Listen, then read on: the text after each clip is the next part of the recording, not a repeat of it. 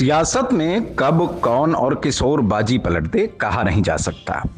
देश में आबादी के सबसे बड़े राज्य उत्तर प्रदेश में एक ऐसा भी चेहरा है जो कभी बहुजन समाज पार्टी की सुप्रीमो मायावती के बड़े करीब रहा, तो एक दौर ऐसा भी आया कि भाजपा से रिश्ते भी खास हो गए।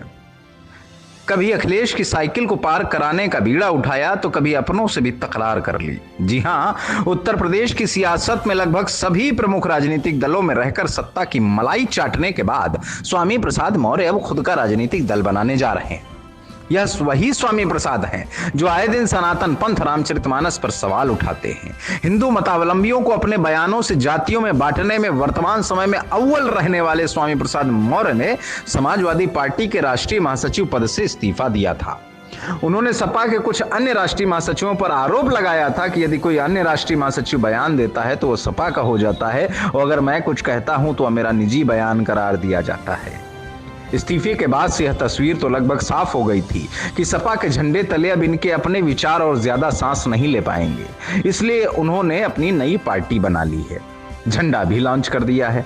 उनकी नई पार्टी का नाम है राष्ट्रीय शोषित समाज पार्टी। खास बात यह है कि इस झंडे में नीला, लाल और हरा रंग है। इस झंडे में भगवा रंग नहीं है। वह आगामी 22 फरवरी को दिल्ली के तालकटोरा स्टेडियम में रैली को संबोधित करेंगे। हालिया ही जब उन्होंने पार्टी पद से अखिलेश यादव को अपना लिखित इस्तीफा दिया था, उसमें कहा था कि डॉक्टर अंबेडकर और डॉक्टर लोहिया समेत सामाजिक न्याय के पक्षधर महापुरुषों ने 85 बनाम 15 का नारा दिया था, लेकिन समाजवादी पार्टी इस नारे को लगातार निष्प्रभावी कर रही है। साल 2022 के विधानसभा चुनाव में भी बड़ी संख्या में प्रत्याशियों का पर्चा व सिंबल दाखिल होने के बाद अचानक प्रत्याशियों को बदला गया। इसके बावजूद वह पार्टी का जनाधार बढ़ाने में सफल रहे। विधानसभा के अंदर पार्टी को 45 से 110 पर पहुंचा दिया।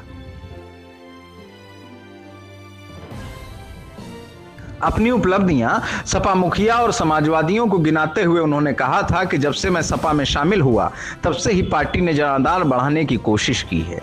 मैंने आदिवासियों, दलितों व पिछड़ों जो जाने अनजाने भाजपा के मकड़जाल में फंसकर भाजपा मय हो गए थे, उनके सम्मान व स्वाभिमान को जगाकर व सावधान कर वापस लाने की कोशिश की है।